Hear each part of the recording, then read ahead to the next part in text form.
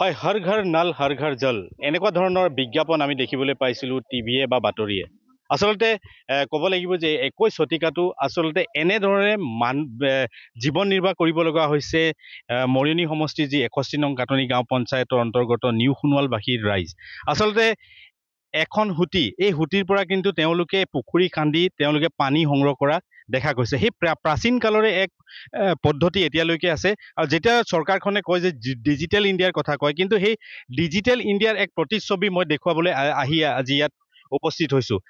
খুবেই এক দূৰৰ কথা যে মৰিয়নি সমষ্টিৰ ৰাইজে কেনেধৰণে আচলতে পানী পাইছে বা জল জীৱন মিছনৰ যি আঁচনি আছে সেই আঁচনিয়ে কেতিয়াবা ঢুকি পাইছে নে নাই, এনেধৰণৰ বহুত প্ৰশ্ন উত্থাপন হৈ আহিছে।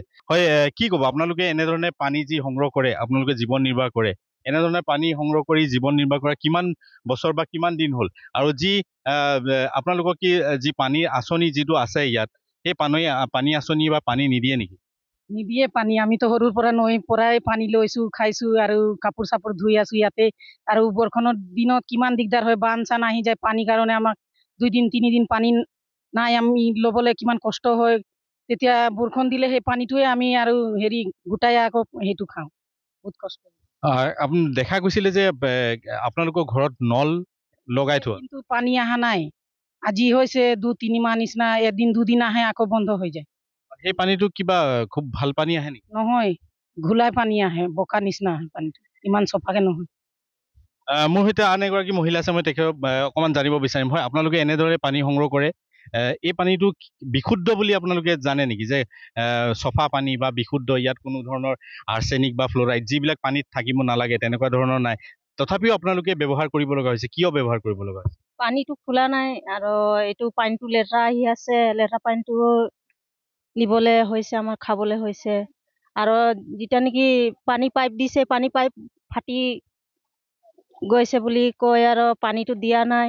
সেইকাৰণে আমাৰ দিগদাৰ হৈছে। পানী এই নদীৰ পৰা লৈ যাব লাগে আৰু খাব লাগে, এইটোৱে কথা আছে। হয়, মোৰ ভিডিঅ' জাৰ্ণালিষ্টক পুনৰবাৰ এটা দৃশ্য দেখুৱাবলৈ কৈছোঁ।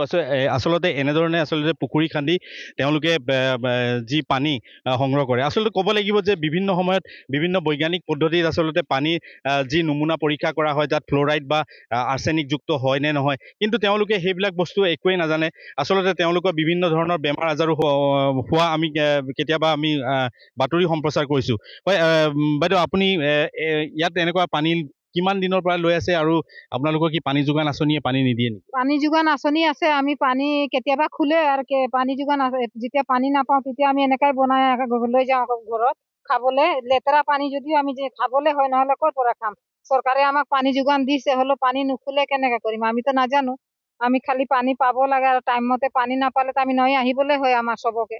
ঘৰৰ পানী কাপোৰ ধুবলৈ, গা ধুবলৈ, খাবলৈ, চবৰ লেট্ৰিন কাৰণে আমাৰ পানী নাথাকে। কিমান দিন খুলিলে, 1-2 সপ্তাহমান খুলিলে পানী, সেইটোও লেতেৰা।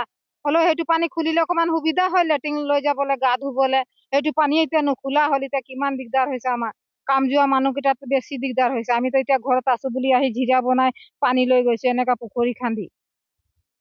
হয়, আচলতে ক'ব লাগিব পুনৰ এবাৰ কৈছোঁ যে 21 শতিকাটো আচলতে এই প্ৰাচীন পদ্ধতিৰে কিন্তু তেওঁলোকে পানী সংগ্ৰহ কৰিছে আৰু এই জীৱন নিৰ্বাহ কৰিছে।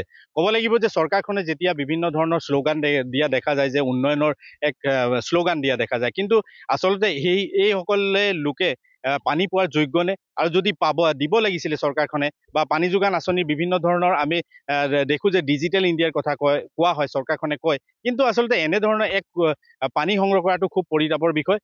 পৰৱৰ্তী সময়ত আমি এনেধৰণৰ বাতৰি সম্প্ৰচাৰ কৰিবলৈ চেষ্টা কৰিম। হয়, মৰিয়নিৰ পৰা কল্লোল দেৱৰ ৰিপৰ্ট, NKTV+।